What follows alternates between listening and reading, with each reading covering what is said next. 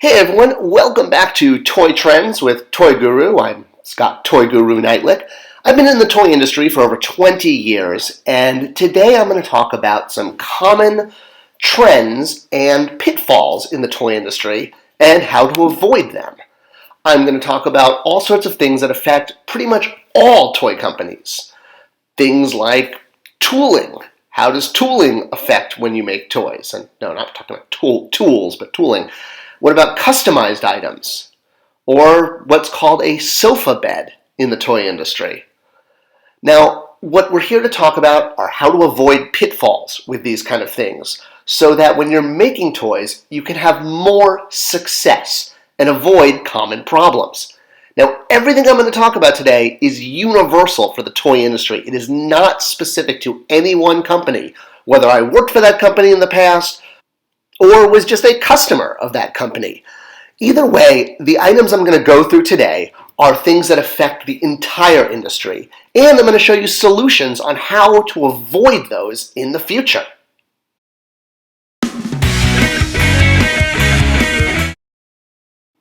Alright, so the first one I want to talk about is the difference between partial tooling and full tooling, and how you can use them to maximize your toy line.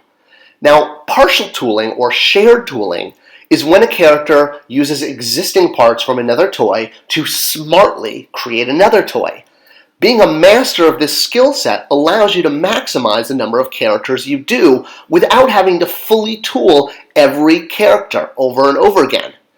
A partially tooled character is going to use minimal new parts. So the parts in gray here represent the new tools used, and the white and the pink are all common parts from existing figures. The reason this is important is because a partial tooled figure is going to cost you between, say, $15,000 and $30,000. A fully tooled figure, where it's 100% tool, every part is original, well, that's going to cost you between $50,000 and $100,000. Tooling is very, very expensive, which is why it's important to sprinkle the line with fully tooled figures and partially tooled figures. Something like the Ghostbusters line I worked on at Mattel, the reason that we had so many refreshes of the Ghostbusters is they paid for the fully tooled figure. You can usually only afford one fully tooled figure for every, say, 5 or 6, 7, 8 partially tooled figures. It's a careful balance. So this is why it's important to plan out your toy lines and really think about how you can maximize characters.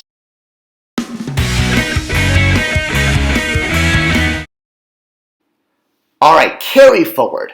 So this is a term in the toy industry use, meaning taking the exact same toy and issuing it in another year without any changes. So for example, Straight Pipes here from Hot Wheels, this is the original version. Now, this is a redeco. It's not the same version because labor was applied.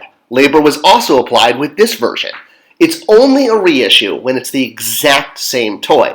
Toys with zero change can really help your budget, and smartly, new packaging can make an older toy look new again.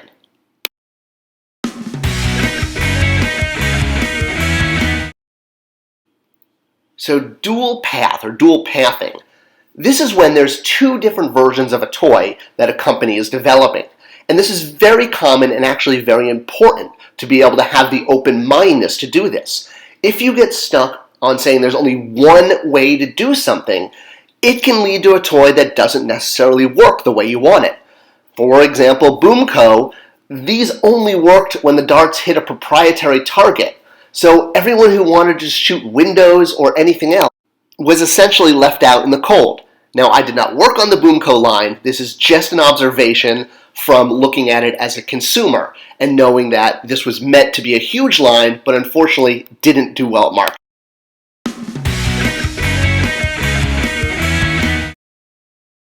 Alright, next up we have the difference between a works like and a looks like model. The reason this is important is when you're designing toy product, you need to know how to invest your prototype dollars. Is it more important to have a toy that looks like the toy you're trying to make, or do you need to make a toy that works like the toy you make? You don't necessarily have to have both. Sometimes a non-articulated figure that looks like it is perfectly fine. Other times you need a figure that has all the articulation and all of the working parts. Knowing which prototype to make and which prototype you don't necessarily need can really help you save on your prototyping budget, and you can prototype smarter.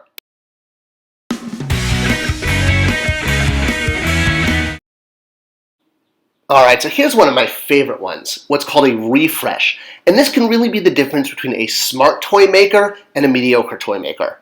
So, if taking an existing toy and finding the correct way to refresh it, such as putting an important accessory with an existing action figure that makes the figure cool and new again, getting a customer to rebuy a figure with the minimal amount of development. This could mean a new deco, a new accessory, but the key is to be smart about how you do this and do an accessory and a deco that are actually going to appeal to your customer.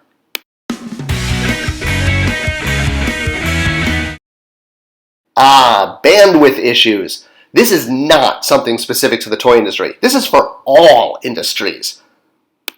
Regardless of the company or culture, there's often people that just don't want to help out. How rude. And this can be a huge problem. You're supposed to be working as a team. You're supposed to all work together. Not just if someone's a square peg in a round hole, but everyone has different aspects of their personality and skill set that they can bring to a job.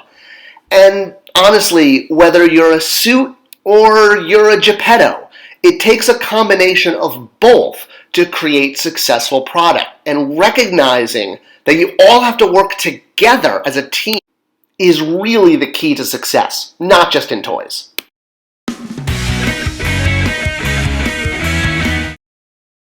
Alright, here's another big one, sofa bedding. Now, this isn't just something that affects the toy industry, but it does affect the toy industry a lot, and I see it a lot. What this means is knowing your audience. Creating a toy, are you making it for kids, or are you making the toy for collectors?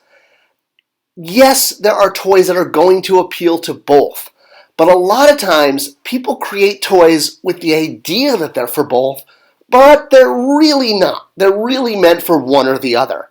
Creating a toy that's not quite a kid toy, not quite a collector toy, is what's often called a sofa bed toy, because you're not really getting a sofa or a bed. You're kind of getting this weird hodgepodge where it's sort of a collector toy and sort of a kid toy.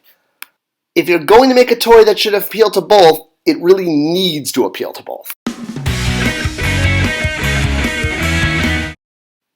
Alright, cost reduction. Another thing that affects not just the toy industry, but it comes up a lot. Now, you'll have a budget, you've got to bring your product in on budget, which means you need to smartly cost reduce, not just cost reduce for the sake of cost reducing. So here's a good example, and this is not a toy I worked on, but one I actually bought at retail and discovered. I love Mon Calamari Cruisers. It's one of my favorite Star Wars ships, and I was so excited to get this version from Hot Wheels. But after opening it up and flipping it over, there's no deco on the bottom. All of the deco is put on the top to sell the toy, and then when you take it out, there's nothing there.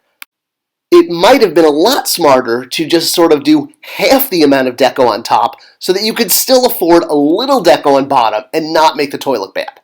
That's the difference between smart and poor cost reduction techniques.